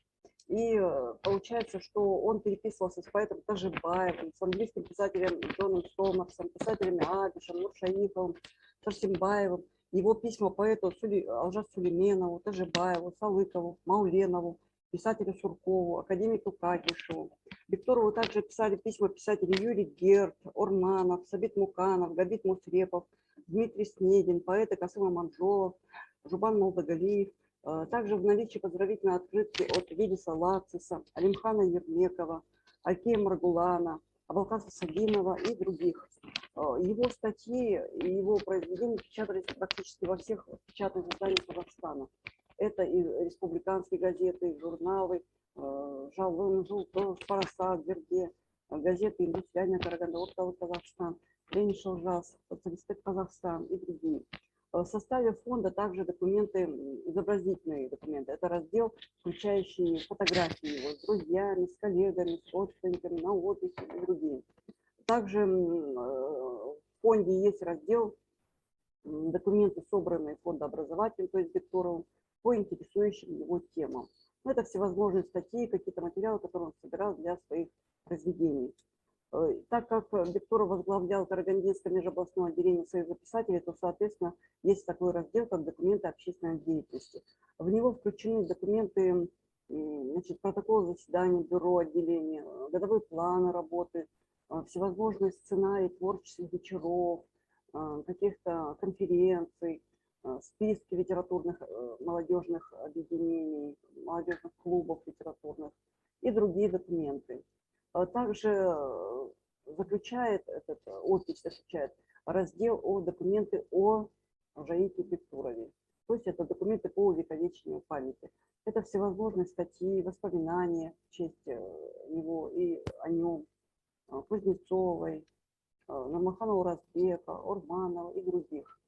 И в завершение я хотела бы сказать, что у нас в архиве это самый большой по численности документов личный архивный фонд. И также по востребованности. Его фонд актуален. Постоянно приходят, у нас в читальном зале работают и студенты, и журналисты, и исследователи, которые неравнодушны к творчеству Бектурова. И я думаю, что и вы сегодня тоже много познаете для себя, и у вас будет пробуждаться интерес к творчеству нашего земляка Бектурова Жаика Кагеновича. Спасибо за внимание. Спасибо большое, Сабит Магомьяновна, за интересный рассказ. Келесі сөз кезегі Нұрсұлтан қаласынан қосылып отырған Жайық Бектуровтың жерлесі, ардагер ұстаз Мәулиева Шарипа Қайлановнаға беріледі. Ол бір тарих, сырғып өткен сағымдар, еске аламыз. Қазіргі өмір ағымда тақырыбындағы... Мен 1974 жылы оқуды бітіріп, мемлекеттік емтиханды тапсырып жатқан кезінде Жайық ағаны бірінші рет көрдім. Ол кісі мемлекеттік емтиханның председателі болды. Маулиева деген қай студент деп сұрады ол кісі. Мен деп орнымнан тұрдым. Бір жауабым дұрыс болмады ма деп абыржыдым да. Қызым кетіп қалма, тоса тұр деді. Менің ойым он саққа жүгірді. Жайғаға біраздан соң шығып, менің қасыма келіп, амансың ба қалқам, қане, танысып алайық деп біраз сұрақтарын қоя бастады. Солдағы сұрақтары: әке шешең бар ма? Қай елденсіңдер? қай мәули, сен мәулидің кімі боласың, деп тағы басқа сұрақтарын қойды. Мен анамнан естігенімді айтып бердім. Қосайдар мәули менің нағашым, Ақкөл өңірінде 25 жыл болыс болған. Кедей-кепшікке жанашыр болып, әділдікпен іс сол мәулидің кіші қызы Жездайдың қызымын деп жауап бердім. Сол кезде мені бауырына қысып, ой, қалқамай, жоғымды таптым ғой деп, көптен іздеп едім. Мәулидің бір тұяғын тапсам деп, барған жерден сұрастырып жүруші едім деді. Оқу бітіргенің жақсы болдық, құтты болсын. Мәули атаңа тартсаң жаман болмайсың деп өз тілегін білдіргені әлі есімде. Әрі қарай әке шешемнің қайда тұратынын сұрап, сенен басқа балалары бар ма? Ақкөл атырабынан сонау Қорғалжын жаққа қалай барып жүрсіңдер? Ол жақта болдым, бірақ мен білмедім ғой сендердің ол жақта тұратындарыңды, деді. Ал қалқам, мен тыңда. Мәули атаң 25 жыл төңірегінде болыс болды. Өзі әділ, кедей-кепшікке жанашыр, үйі жоққа үй салдырды, малы жоққа мал берді. Үйленбегенін үйлендіріп қамқор болған елге сыйлы жан еді. Қазіргіше айтқанда, әр ұйымға демеуші, қамқоршы болатын кәсіпорындар сияқты еді.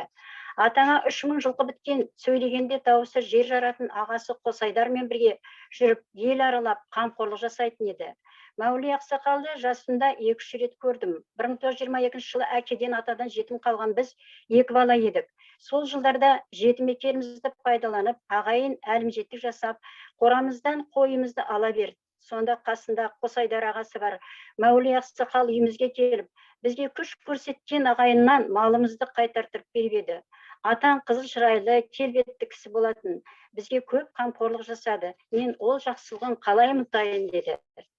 Зиратының басында да болдым. 1928 жылы 59 жасында қайтыс болған екен, бірақ басы көтерілмепті деді. Ұрпағын кездестіргеніме қуаныштымын, енді анаңмен кездессем деп ойланып қалды. Иә, әке шешем жаңадан ашылған Теңіз ауданына қарасты Талсай совхозында тұрғанда, сонау 80 жылдардың басында анаммен кездесті. Жестай қарындасым, шаңырағыңды өзіңді көріп, отбасымен балаларыңмен танысқаныма қуанып отырмын. Осында менің бір туғаным бар деп есептейтін боламын депті. Мен ол кезде пионерлер үйінде жұмыс істейтінмін. Талсайда анаммен кездескен соң, Теңіз ауданына келіп, мені шақыртып алды. Қасында партия ұйымының өкілдері бар.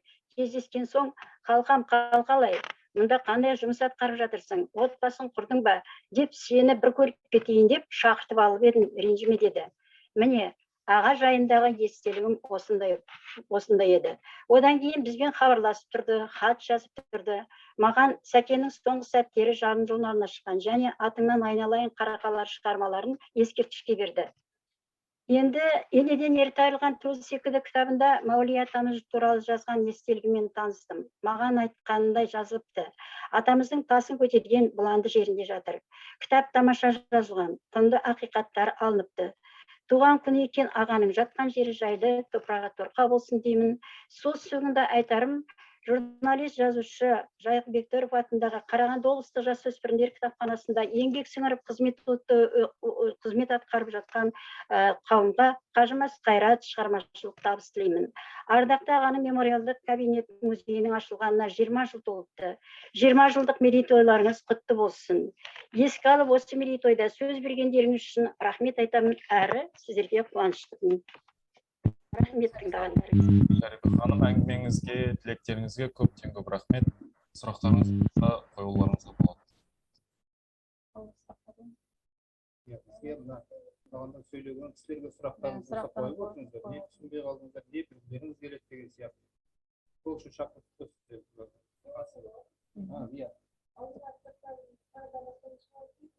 Ау?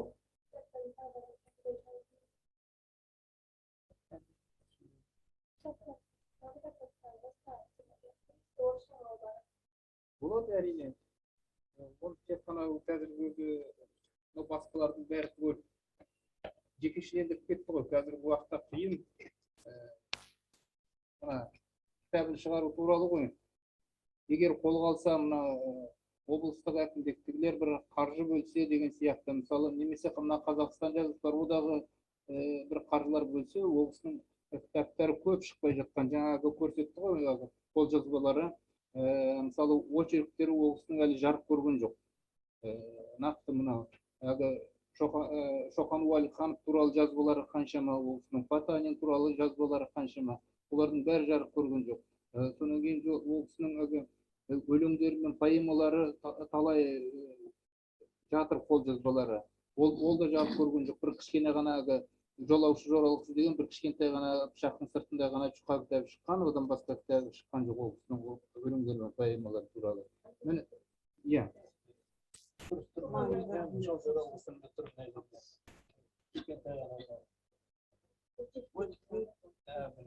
Иә, сосын тағы бір өлеңдер кітабы шыққан кішкентай ғана.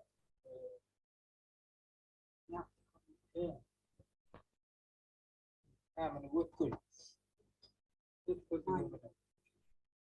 Өлеңдері Өткел деген кітап. Осындай ғана кітаптар, ал негізі оның бәрін жинап түгел бастырып шығатын болса, бұл кісінің бір кемінде бір 10 шақты том болып шығатын дүниелері бар әлі. Сондықтан да ол өте дұрыс сұрақ. Сондықтан да бұл осы мәселені бір қолға алып, соны мен бағанадан ойлап отырмын. Соны алып ішінде келесі юбилейіне қарсы хотя бы бір томдық бір таңдамалы тағы бір кітабын шығарса деп. Рахмет сұрақ, өте дұрыс сұрақ. Тағы сұрақтарыңыз бар ма?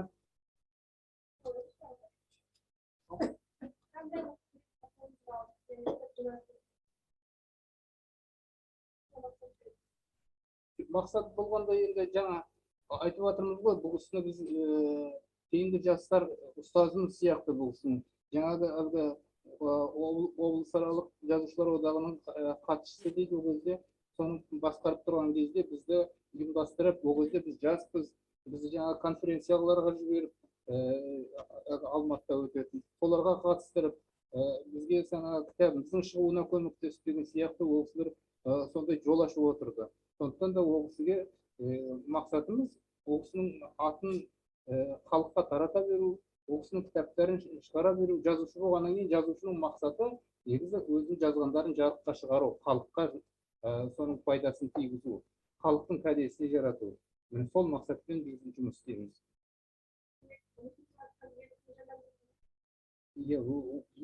Ұмытылып бара жатқан, мысалы, қандай да ақын жазушылар болмасын, солардың кітаптарын шығарып, соны халыққа таратып отыру керек. Рахмет сұрағыңа. Тағы сұрақтарыңыз бар ма? Сұрақ қойып отырыңыздар, араласып отырыңыздар конференцияға қатысып отырғаннан кейін. Әрі қарай жалғастырамыз. Жайық Бектұровтың кабинет музейінің оқу залы оқырмандарға, студенттерге, мектеп оқушыларына, жас ғалымдарға әрдайым ашық. Оларды тек танымдық қана емес, сонымен қатар ғылыми қызығушылық тудырады. Жайық Бектұровтың әдеби мұрасына сүйене отырып, курстық, дипломдық жұмыстар, диссертациялар жазылады. 2006 жылы Гумилев атындағы Еуразия ұлттық университетінің филология факультетінің студенті Галямова Жұпар Кенжетайқызы Жайық Бектұровтың әдеби мұрасы тақырыбында кандидаттық диссертация жазған. Ол диссертация кабинет мұражайда сақталған. Осы ғылыми жұмыстың авторы филология ғылымының кандидаты Галямова Жұпар Кенжетайқызы Нұр-Сұлтан қаласынан қазір бізбен байланыста. Жайық Бектұровтың әдеби мұрасы тақырыбындағы баяндама.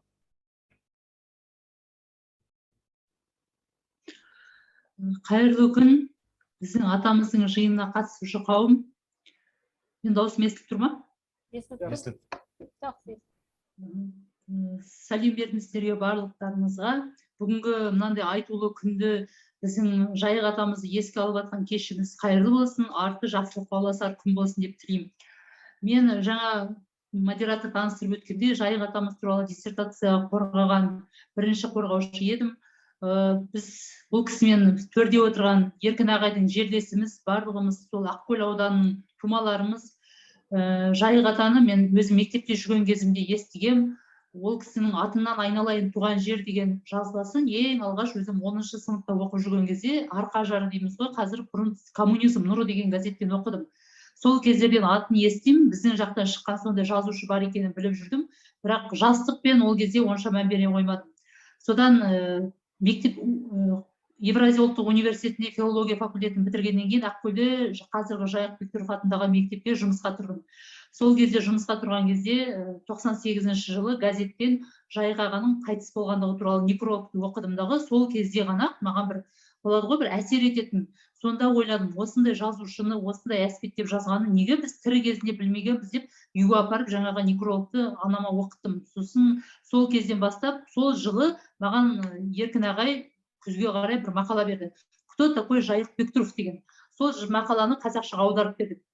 Бірінші сол мақаланы бастадымдағы, сол мақаладан әрі қарай уласып біз, менің жұмысым кандидаттық диссертацияға жалғасып кетті деп басын айтсам болады. Яғни бұл Жайық ағаның туралы осыған дейін міне айтылып жатыр, ол кісінің кім болғандығы, не істегендігі, ол кісінің жаңағы еңбектерін жинақтап баспа ретінде баспаға ұсынып 10 том қылдыртып шығартсақ та болады деген ұсыныстар айтылып жатыр ғой. Яғни осы ойға да мен өзімнің ойымды қоса кетсем, осы диссертациялық жұмысты жазған кезде мен 7 жыл іздендім. Жаңағы Жайық Бектұровтың бульвар мира дейміз ғой, сол үйде Жәукен апаның қасында болдым, келдім. Ол кісі осы 2001 жылы жаңағы кабинет мұражайының ашылуына 12 желтоқсан күні қатыстым. Ол кезде менің жетекшім қазақ әдебиетінің академик, қазақ әдебиетінің майталманы тұлғасы, көпшілігіміз білетін Рымғали Нұрғалиев ағай болды. Мен жаңағы жазып жүрген диссертациямды көрсетемін деп ағайға келдім ғой. Алла айдап келгенде сол күні, нағыз 12 желтоқсан күні келсем, таңертең ағай маған айтады, мені бүгін Қарағандыға Жайықтың кабинеті ашылады деп шақырған еді. Мен мына жердегі жұмыстардан бара алмаймын. Менің орныма сен барып келші дейді. Содан таңертең сағат 9-да Астанаға келгенде, ол кезде мен Ақкөлде мектепте істеймін. Аяқ астынан 1-2 сағаттың көлемінде қайтадан вокзалға барып, содан Қарағандыға жетіп, ақыры жаңағы ашылу салтанаттың кішкене ғана кешіктім, бірақ үлгергем. Сол салтанатты жиында мен болдым, сол жерде мен біраз кісілерді көрдім. Сол кезде қатысқан кімнің Нұрмахан ағайдың Жайық Бектұров туралы еңбектерін жинақтап шығарған енеден ерте айырылған төл секілді кітабының тұсаукесері сол жерде болған. Сол жердегі барлық ақпараттарды тыңдай көре келе, кейін мен оның барлығын жаңа ғылыми жұмысында жаздым. Жаңа жазып отырған, айтып отырған 7 жыл ізденген кезімде маған Рымғали ағай Жайық Бектұровтың мұралары өте көп, саған оны ізденуге көп уақыт керек, шыдайсың ба деп айтқан бар. Енді ол кезде жаспыз ғой, мен әрине шыдаймын. Сонда мектепте жұмыс істеп жүрген кезінде отпуск аламыз жазда, 2 ай мұғалімдердің демалысы, сосын каникул болады, демалыс болады. Мен түнгі пойызбен Қарағандыға барамын да, Жәукен апаның қасында жаңағы Жайық ағаның қағаздарын қараймын. Жаз болса, осы кітапханада отыратығым. Мені көп кітапханадағы адамдар біледі. Солай неше жыл жүріп, жаңағы Жайық ағаның барлық еңбектерін жинақтасын десем болады. Сол кезде жаңағы жазған еңбектері жаңағы ағайын көрсетіп отырған ұсақ-ұсақ кішкентай қалыңдықтар, жіңішке кітаптар ғана қой. Ақиқаты осы еді, өткелі бар, жол жоралғысы 77 жылғы шыққан, және таң бар романы. Ол кезде 4 қалақтың, кейін енесінен ерте айырылған төл секілдісі шықты. Ал басқа еңбектерінің барлығысы негізден газет, журналдар бетінде жарияланған. Сонда Әзілхан Нұршайықов оған айтқан екен, саған өзі баспаның да керегі жоқ қой, сенің кітапты жазғандарың барлықтары орталық Қазақстан бар, Лениншіл жас бар, ол кездегі сол газет журналдардың барлықтары Арқа жары, Жалын, Жұлдыз журналдарында жарияланып жүреді деп. Бірақ оның барлықтары кезінде мерзімді басылым болғандықтан сол басылымдарда жарияланып қалып қойған, бірақ кітап түрінде жинақталмаған ғой. Мен сол баспаларда жарық көрген шығармаларын барлықтарын жинақтап, оның шығармаларын осы диссертациямда 2 бөлімге бөліп, 2 тарауға бөліп қараған болатын. Біреуі оның публицистикалық мұрасы деп, және екіншісі оның шығармаларындағы дәуір шындығы деп. Бұл менің жұмысымды сол кездегі Рымғали ағайым бастаған Ақселеу Сейдімбеков бар, қарағандылық, Тұрсынбек Әкішев ағай ол кезде көзі тірі, ол кісі менің бірінші оппонентім болды. Олар барлықтары жоғары бағалап, мен сол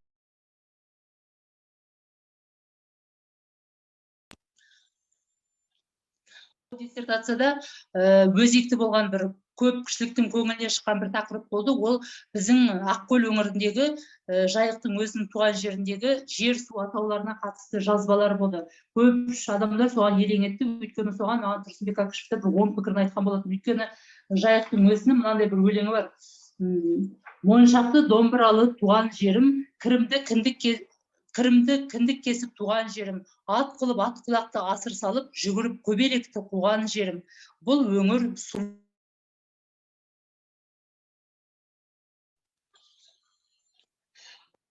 бұл таулардың қыдыр қонған, ну түбе күміс бұлақ сұлу өлке, аралы 8 жұмақ сырға толған.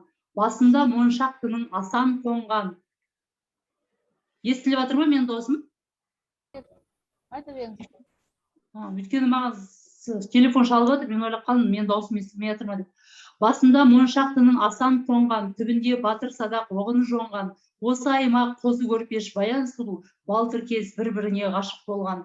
Мен бейбақ осы аймақтың кенже ұлымын, ақ қаптал тесік өкпе бір құлымын. Еңсесін көтере алмай ертелі кеш, өткізген жерге қарап бар ғұмырын деп, Жайық Бектұров өзінің республика көлемінде осы жазбасын жазған. Яғни бұл осы қозы көрпеш баян сұлу жырында аталатын домбыралы, моншақты, ақшатау, мақпал деген тау, ағаш, алқап, жер, су атауларының барлығы біздің Ақмола облысының Ақкөл ауданының маңайында екендігін атап көрсетіп, тіпті сол жерде барлықтарыңыз білесіз ғой, балталы, бағаналы, ел аман бол, бақалы, балдырғанды, көл аман болып келетін жырлардағы жолдардың барлығы біздің жақта ондай рулар бар. Балталы, бағана деп қарағайдың теректер ағаштарын айтатындығын бәрін сипаттап, дәлелдерімен, дәйектерімен келтірген ғой.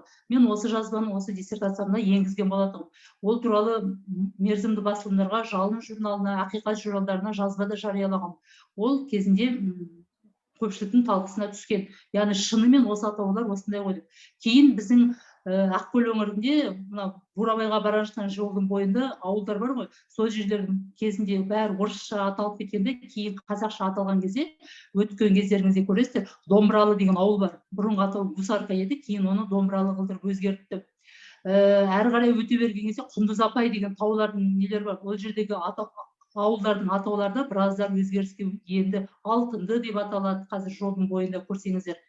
Және біздің Ақкөлдегі қазір Жайық Бектұров атындағы кітапхан мектеппенен Ақкөлдің аудандық кітапханасында да осы Жайық Бектұровқа арналған бұрышы бар, өзінің кабинетке жетуім кіремейді, бірақ арнайы кішкентай музей. Мен 7 жыл бойы жаңағы диссертацияны жазған кезде Жәукен апа барлық мұрағатын жаңағы осы сіздер отырған кабинет мұражайға тапсырды ғой.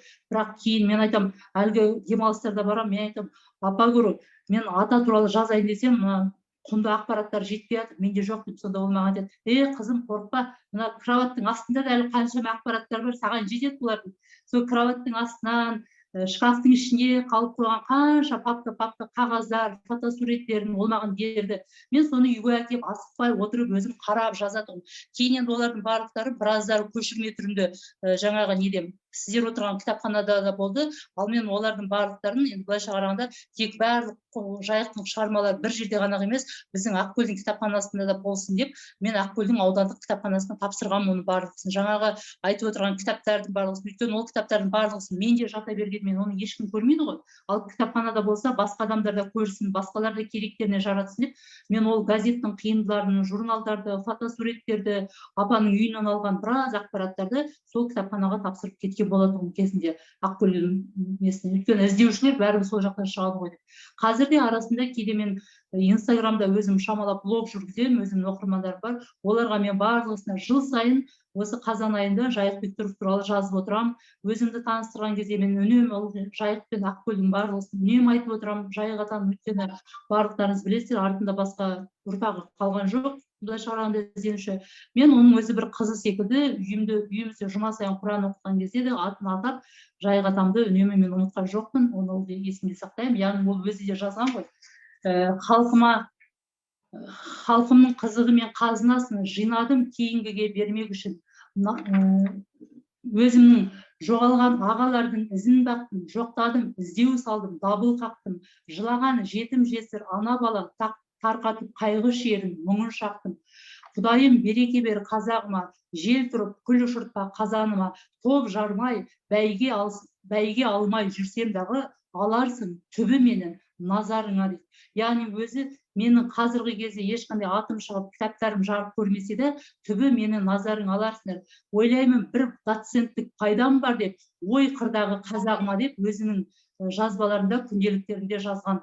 Оның жаңағы сіздерде кітапханада жинақталған ғой, қойын кітапшалар деп өзі жазған ғой, кішкентай кітапшалары көп оның. Мен олардың біразымен таныстым, сонда өзінің бүкіл жариялай алмайтын ойларын, сырларын сол жерге жазған ғой. Содан кейін жаңағы хаттар жазған ғой, сол кезде жариялауға болмайтын пікірлерді, ойларды айтқанда көп қазақтың танымал тұлғаларымен жазған хаттарын бұрынғы кезде болды ғой, қазіргідей көшіре алмайды, астына қара қағаз қойып жазған ғой. Сонда хаттың бір данасын жібереді де, екінші данасын көшірме түрінде өзіне алып қалатын болған жайғаға.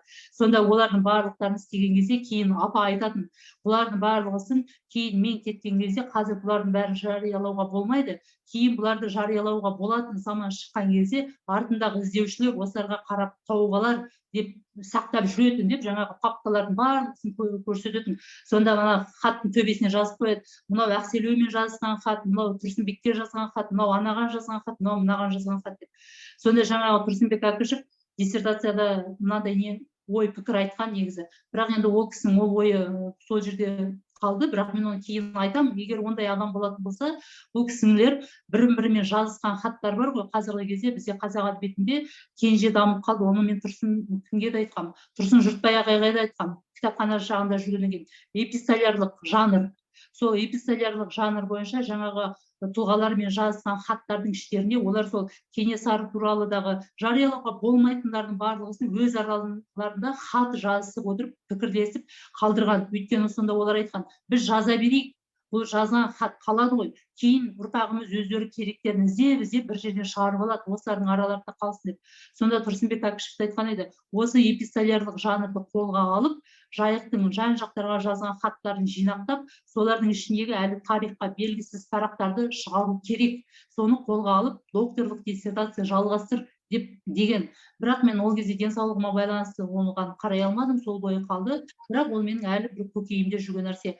Жаңағы Мейіржан ағайдың айтып жатқаны ғой, ол кісінің жинақтарын жинақтап, 10 томдық ба шығарсақ деген. Яғни егер сондай қолға алынатындай болып жатса, жаңағы Жайық ағаның газеттердегі әртүрлі оның мектепте мұғалім болып жүрген кезінде балаларға арнап жазған есеп білмесе, қара торғай, аула балалары деген неше түрлі әңгімелері бар, фельетондары бар. Ол публицист, балалар жазушысына да қалам тартқан, Робин Гудтың, Даниэл Дефаның Робин несінде аударған қазақшаға мысалы. Осындай балаларға арналғаны бар, жастарға арналған бағыттағы шығармалар барлықтарын жинақтап, жаңағындай таңдамалы жинақ дейміз бе, әлде томдықтары дейміз бе, солай шығару негізі алда қолға алынса өте жақсы болар еді деп өзімде ойымды айтар едім. Және соған жаңағы эпистолярлық жанрға қатысты басқа тұлғалармен жазысқан хаттары дағы енгізуге тұрарлық деп ойлаймын. Өйткені ол мен жұмыстарын қарайлап келген кезде, яғни бүкіл жинақтарын, папкаларын құрған кезде айтатын,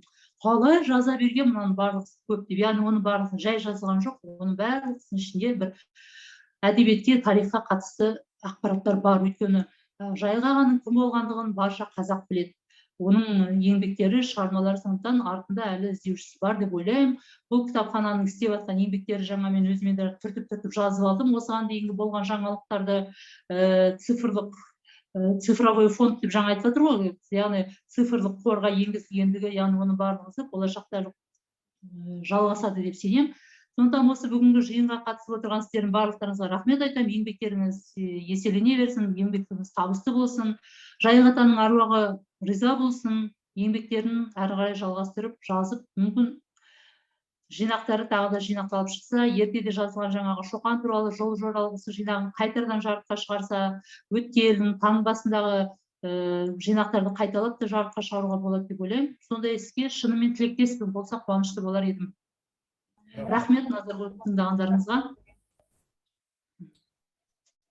Жастайынан білімге құмар, елін сүйген ардақты Жайық Бектұров дүние дүрбелеңінде басынан өткен азапты өміріне қарамастан, айналасына жылулық шашып тұратын ерекше жан еді.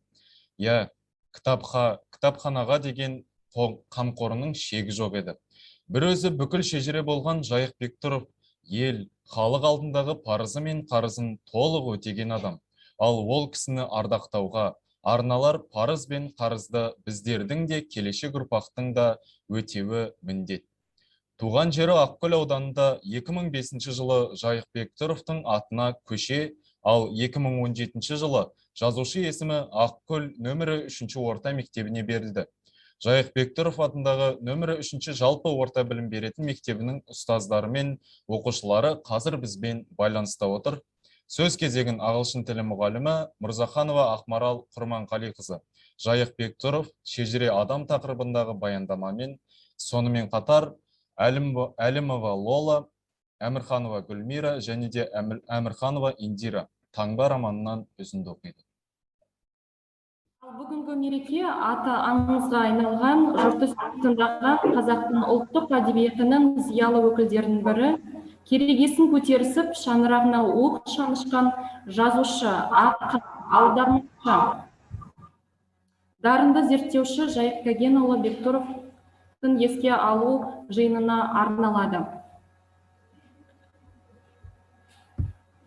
Жайық Кәгенұлы Бектұровтың артына мол мұра қалдырған сөйлеу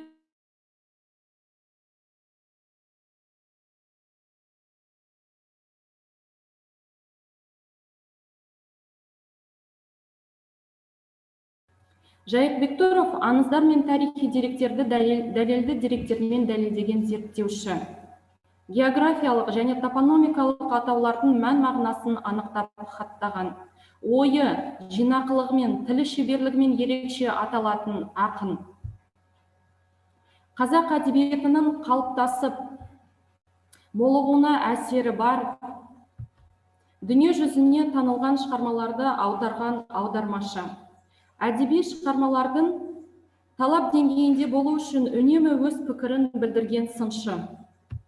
Шыңыраудан шығар ащы шындықты қару еткен көркем шығармалардың авторы.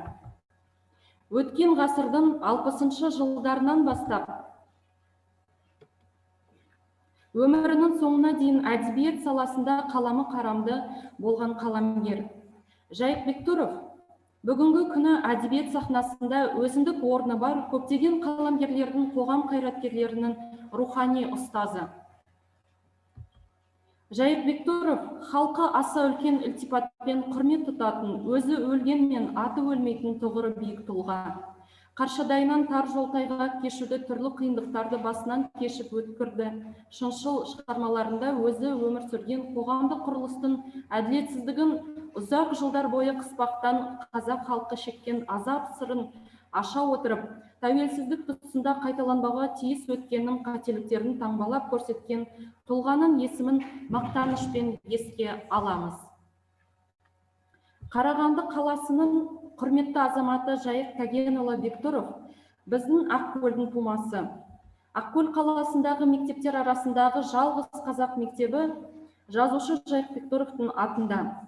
Республикалық және халықаралық олимпиадалар мен ғылыми жобалар сайысынан жүлделі орындарға ие болып, аудан бойынша жоғары көрсеткіштер көрсетіп жүрген мектептің бірі.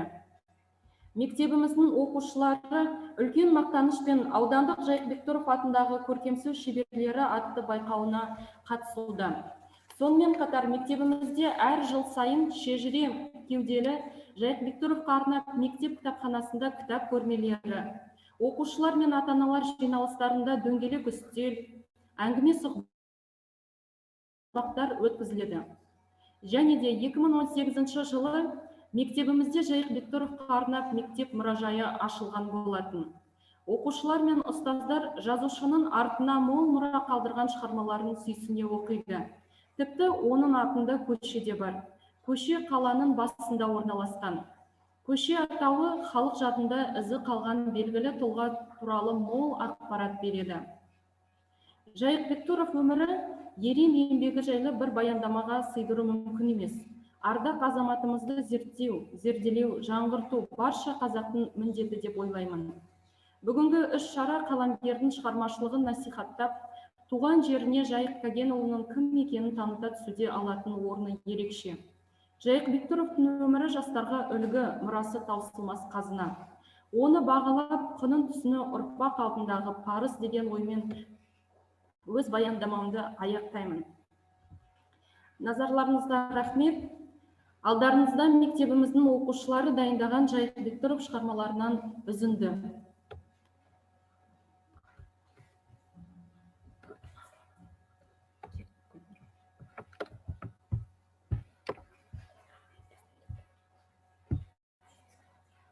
Амирханова Гүлмира, Жайық Бектұров жол үстінде естелігінен үзінді. Тұрлыбек, ояумысың? Ояу емей, майға бөгіп, ұйықтап қалды деймісің? Маужырап түс көріп, түсінде ханның қызын көріп жатыр дейсіз бе? Ояу болсаң, айналайын, жақсының. Қалай айтсам екен, бізге алдымыздың үлкен ағаларымыз кездесер ме екен? Қайдағы үлкен ағаларымыз айтасыз? Осыдан 10 жыл бұрын қамалып кеткен ағаларымыз айтамын да. Аттар неге тамайсыз, ұмытып қалдыңыз ба? Қайсы бірін айтып дауыс салам, біраз жадымнан шығып та барады. Көзден кеткен соң көңілден де шығады екен. Жадыңыздан шыққан жоқ қой, Есеке, осылар қапасы жатып та олардың аттарын атауға қорқасың ау тегі. Әбден басқа көп бұрылып, қарашыл болған аттай жалтақтап қалғансызда. Әй, қарағым-ай, қорқатындар рас. Мынадай қиын жолда сен сияқты қайратын шектің кездескенде жақсы болды. Сөзің, мінезің, қылығың, кісілігің ұнапты келеді. Мені бір сақтаса әуелі Құдай, сонан соң өзің сақтарсың. Шынымен жақсы көріп келем. Та жолда қасымда жаны сыршитын кісі болып өмірге демеу екен қарағым. Есекем, обком хатшысы болып жүргенде Құдайда аузыңызға алып едіңіз. Немене менің қамалғаныма, жазықсыз қамалғаныма, жазықсыз сотталғаныма қуанып та келесіз бе? Қарағым, кетпеш. Қысылғанда ауызға Құдай тиді екен. Оған несіне қуанайын? Олай деме, сөзіңді тыңдай бергім келеді. Әттең, шама жоқ. Сонымен Есеке, алда бұрынғы ағаларыңа жолыққан келеді ғой. Кетпеш қалқам. Кім біледі, бірі болмаса бірі біз баратын жақта жүрмей деймін де. Жоқ Есеке, олар біз баратын жақта жүрмейді. Біздей кішігірім болмаса, атақты адамдарды лагерге тірідей жібермейді. Оларды жұрттың көзіне түсірмейді. Оқымап едіңіз, ең ірі бір тобын 1938 жылы мартта Алматыда атқан. Япырай, обалай, біз сол кісілердің бәрін көрдік ау. Тұрар Рысқұлов, күллі, қазақ, өзбек, түркімен, тәжік, қарақалпақ, Әзірбайжан жеріне кеңес үкіметісін орнатып еді. Сталиннің өзіне де орынбасар болып еді. Мирзоян жолдасты айтсаңшы, қазақ оны Мырзажан деп аялап еді. Бәрі кетті ау.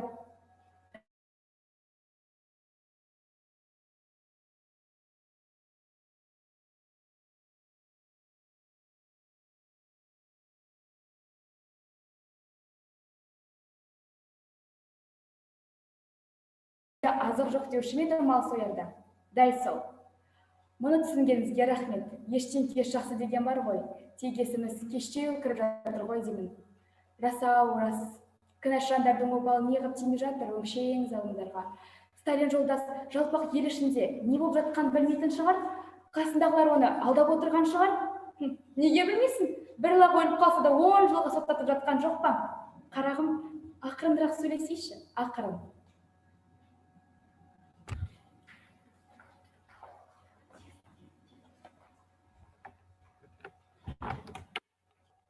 Мен Әлимова Лола.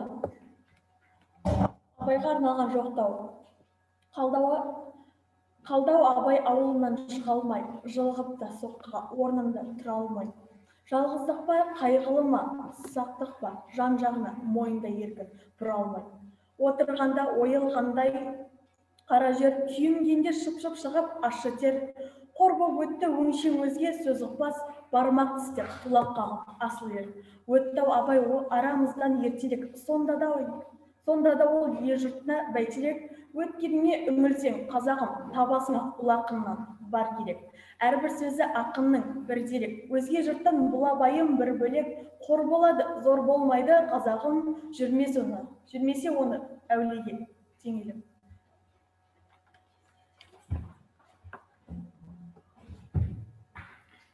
Амирханова Индира таңба романынан үзілді. Естай талықсып ұйықтап кетті. Тұрлыбек әлдекімнің сөйлетуінен қалған. Арқасы кеткен кәрі аттың сауыс-сауыс қақтерлігіндей, шүберегінің әуелдегі түсі белгісіз, ала-құла бошылатының жарасын тістелейді. Таңда алқымдап барады. Бірақ іші тым-тырыс болған кезде әбден